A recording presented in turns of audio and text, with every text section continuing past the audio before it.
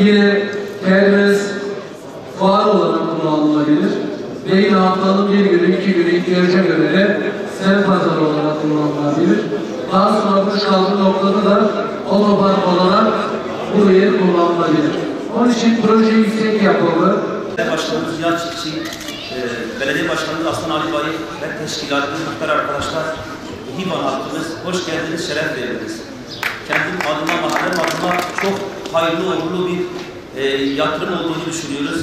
Yatırımların devamını da bekliyoruz. Çok teşekkür ederim.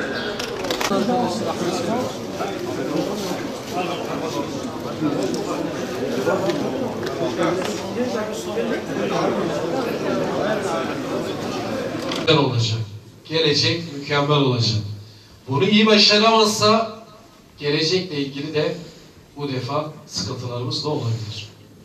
İnsan kaynağıyla değerli toplu hale getirin. En güzel projeleri yapabilirsiniz.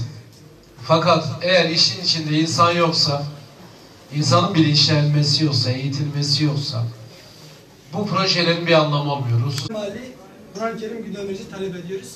Mealli mi? Evet, aynen. Tam Murat hocamız şey yapsın, müdür bey not alsın. Elektrik sorunu var. Genelde her zaman elektrik gidiyor ben arkadaşlarım. Hilvan Elektrik. Evet.